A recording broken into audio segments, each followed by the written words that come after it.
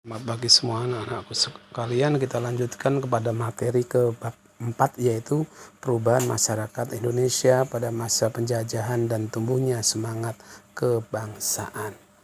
Kalau kita lihat, ada dua samudra yang kalian tahu, ada dua benua, benua Asia, benua Australia, Samudra Pasifik dan India. Kemudian tujuan pembelajaran, setelah mengikuti pembelajaran, kali ini diharapkan mendiskusikan proses kedatangan bangsa-bangsa Eropa dan perlawanan bangsa Indonesia, mendiskusikan ciri-ciri masyarakat Indonesia pada masa penjajahan, kemudian sampai terakhir bagaimana menyajikan hasil analisis kronologis dari hasil masa penjajahan sampai tumbuhnya semangat kebangsaan. Kemudian materi pembelajaran berarti ada 1. Kedatangan bangsa-bangsa Eropa dan perlawanan bangsa Indonesia. Kalian sudah membuat sebuah skenario perlawanan sesuai dengan peminatan kalian, kemudian perubahan dari semangat kesinambungan secara geografis, politik, ekonomi, pendidikan, sosial, budaya masyarakat Indonesia dan masa penjajahan, kemudian munculnya organisasi pergerakan dan tumbuhnya semangat kebangsaan. Peta konsepnya yang pertama, bagaimana perubahan masyarakat pada masa penjajahan tumbuhnya semangat kebangsaan.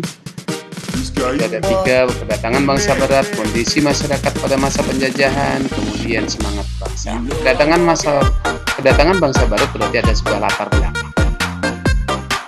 Kemudian proses kedatangan reaksi bangsa Indonesia, kondisi masyarakat pada masa penjajahan berarti ada monopoli dan adu domba, kerja paksa, sewa tanah, tanam paksa, perlawanan terhadap kolonialisme dan imperialisme. Kemudian semangat kebangsaan itu meliputi bagaimana latar belakang tekad Sumpah Pemuda, pergerakan nasional pada masa pendudukan Jepang sampai kepada perubahan masyarakat masa penjajahan. Yang pertama, bagaimana kedatangan bangsa barat ke Indonesia.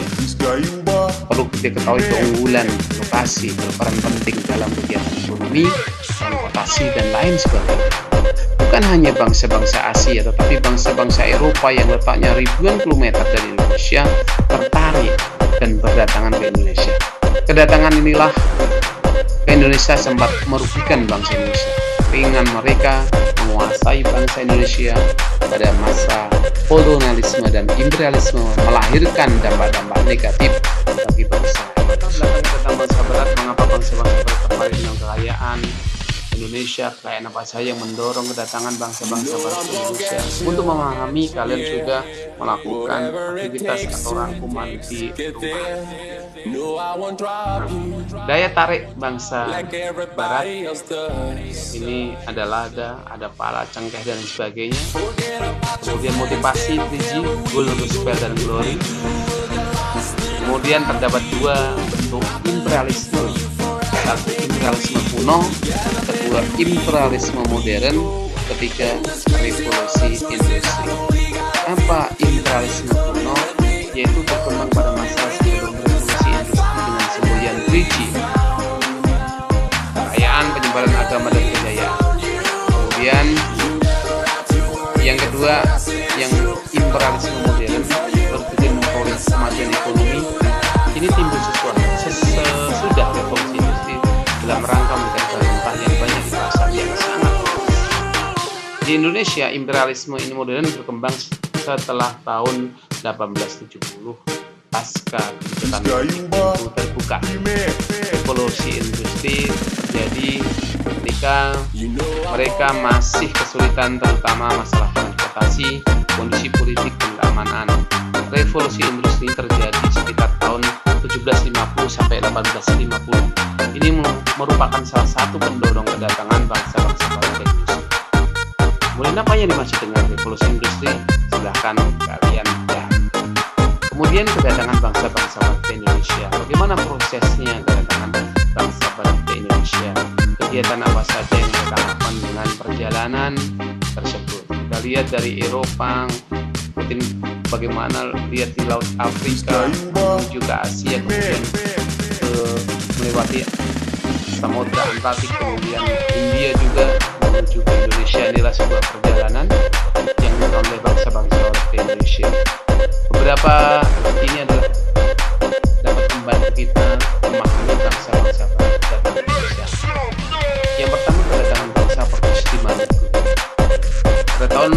1586, Bartholomeus Dias melakukan pelayaran pertama, menyusuri pantai barat Afrika. Ia bermaksud melakukan pelayaran ke India, namun gagal. Portugis mencapai Malaka pada tahun 1511 di bawah pimpinan Alfonso de Albuquerque. Ia berhasil menguasai Malaka dan Myanmar. Selanjutnya, Portugis menjalin hubungan dagang dengan Maluku. Pada tahun 1512, bangsa Portugis. Oke, sampai sini pertanyaan. Kemudian yang B, ekspedisi bangsa Inggris. Persekutuan dagang di Inggris yang bernama East Indian Company dalam bergabung usaha Inggris. Walaupun Inggris tiba di Kepulauan Nusantara, pengaruhnya tidak terlalu banyak seperti halnya Belanda. Hal ini disebabkan oleh East terpisah oleh Belanda, sehingga Inggris menyingkir ke India atau Asia Selatan dan Asia Tenggara. Bagaimana kondisi masyarakat Indonesia pada masa penjajahan? Pengaruh monopoli dalam budaya. Pada awal kedatangan bangsa Barat diterima dengan baik oleh rakyat Indonesia. Hubungan perdagangan tersebut kemudian berubah menjadi hubungan penguasaan atau penjajahan. VOC, Voyage of India Company, terus berusaha memperoleh kekuasaan lebih dari sekedar itulah memicu kekecewaan, kebencian, dan perlawanan fisik. Ini adalah wawasan. VOC mempunyai hak istimewa yang isinya sebagai berikut: dia bisa mencipta uang, bikin angkatan perang, memerintah daerah yang diduduki, melakukan perjanjian dengan raja-raja, sampai kepada hak monopoli perdagangan tempat. Apa itu monopoli? Kita lihat. Kalian dapat merugikan orang lain. Apakah kalian menjadi pedagang? Jadilah pedagang yang adil, tidak menguntungkan keuntungan sendiri. Mungkin kalian pernah bermain monopoli. Bagaimana pengaruh kebijakan kerja paksa? Kalau kalian perhatikan gambar suasana kerja paksa pada masa pemerintah Hindia Belanda di Indonesia, apa yang mereka kerjakan? Mengapa Belanda memaksa mereka bekerja? Bagaimana perasaan melihat gambar tersebut? Pernahkah kalian mendengar istilah kerja rodi atau kerja paksa? Bagaimana rasanya apabila bekerja karena kalian jawab dalam rangkuman buku IPS-nya. Perhatikan gambar ini, peta sebelumnya perjalanan dari Anyer sampai Panarukan, lebih dari 1000 km dari Cilegon sana, Banten, Jakarta, Bogor, Bandung, Cirebon, Semarang, Pati, Surabaya, Probolinggo hingga Panarukan, Jawa Timur. Saat inilah jalur tersebut merupakan salah satu jalur transportasi utama bagi masyarakat. Anyer Panarukan dibangun 200 tahun yang lalu oleh pemerintah Indonesia yang merupakan bagian dari Republik Batak, Prancis. Mengapa jalan tersebut harus dibangun? Bagaimana pengaruhnya bagi bangsa Indonesia? Kalian lihat pengaruhnya sampai sekarang dalam era transportasi modern ini sangat berpengaruh sistem perekonomian suatu bangsa. Kemudian yang ketiga, pengaruh sistem sewa bangsa. Perhatikan gambar kebun raya, kan gambar kebun raya seperti apa? Kebun raya Bogor merupakan salah satu pusat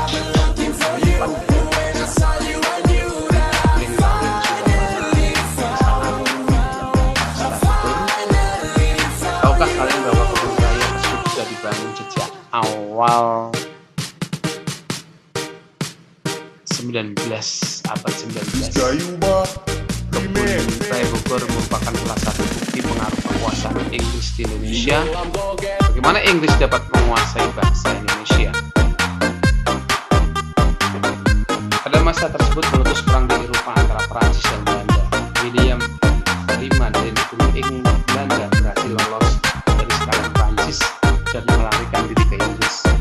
William V kemudian mengeluarkan maklumat yang memerintahkan para pejabat jajahan Belanda menyerahkan wilayahnya kepada Inggris.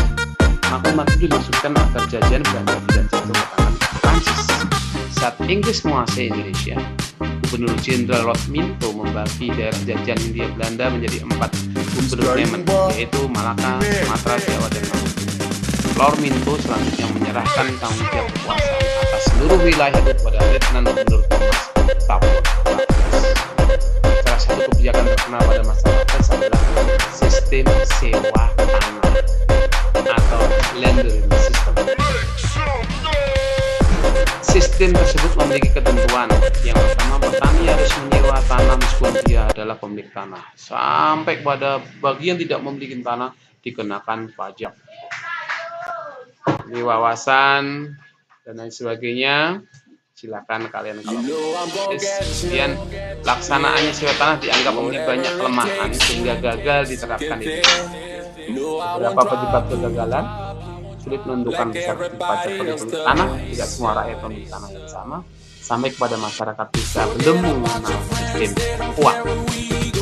Bagaimana pengaruh sistem tanah desa? Ini sudah dilakukan. Kemudian yang kelima, perlawanan terhadap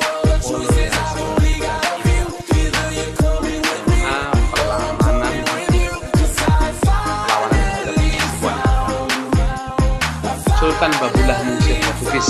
Konflik antara kerajaan di Indonesia dan Persekutuan Kongsi Dagang Barat menjadi sejak para kongsi dagang menunjukkan kecocokan. Sebagai contoh, pada tahun 1529 terjadi perang antara Tidore dan perlawanan Aceh. Perlawanan masyarakat Indonesia terhadap Portugis juga dilakukan oleh rakyat Aceh di Pulau Sumatera pada masa pemerintahan Sultan Iskandar Muda 1607 sampai 1609. Di armada Aceh telah disiapkan untuk menyerang kedudukan Portugis. Saat itu Aceh telah memiliki armada laut yang mampu mengangkut 800 prajurit. Pada saat itu juga wilayah kerajaan Aceh telah sampai di Sumatera Timur dan Sumatera Barat. Pada tahun 1629 Aceh mencoba menaklukkan Portugis, tetapi penyerangan yang dilakukan Aceh belum berhasil mendapat kemenangan. Meskipun demikian, Aceh masih tetap berdiri sebagai kerajaan yang kaya. Ketiga, ketangguhan ayam jantan dari timur.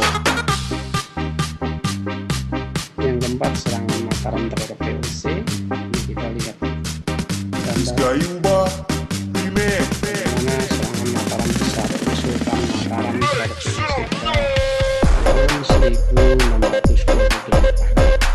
Kemudian yang B, keberatan terhadap pemerintah Hindia Belanda melakukan Masjid Agung Aceh. Kedua, perang Sapura di Ambon. Ini masih ingat bahwasannya ini disembuhkan Belanda pada tahun 1811 sampai 1819. Ada kekuatan Belanda yang hebat di sana ketika Belanda kembali berkuasa di Indonesia pada tahun 1817. Rakyat Ambon mengadakan pawan di bawah pimpinan Thomas Malaysia atau terkenal dengan nama Pati. Kemudian perang Padri di Sumatera Barat 1821 1838. Kemudian ada perang di Diponegoro 1825. Tentara sewaan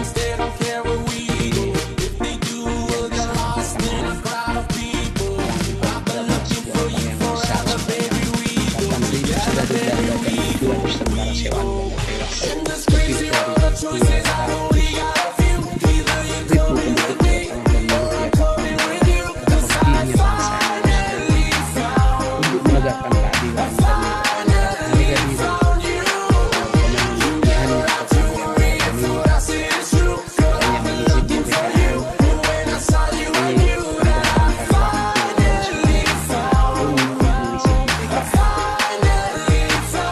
Pemilihannya yang mengisi pemerintahan samping itu adalah pohon kolet di depan halaman Masjid Baitur Rahman Banda Aceh. Pohon ditanam pohon bunganya dengan rakyat Aceh dalam menentang kolonialisme dan kemudian perlawanan Sisingamangaraja Sumatera Utara ini juga sangat gigih. Perlawanan ini dilakukan dengan juga perang Batak berlangsung selama 29 tahun. Jadi pertempuran diawali dari Bahar Batu yang menjadi pusat pertahanan Belanda tahun 1877. Untuk menghadapi perang Batak, Belanda menarik pasukan dari Aceh. Pasukan Sisingamangaraja dapat dikalahkan setelah Kapten Christoffel berhasil mengamankan Tanggul sehingga seluruh kapal milik dapat dikuasai.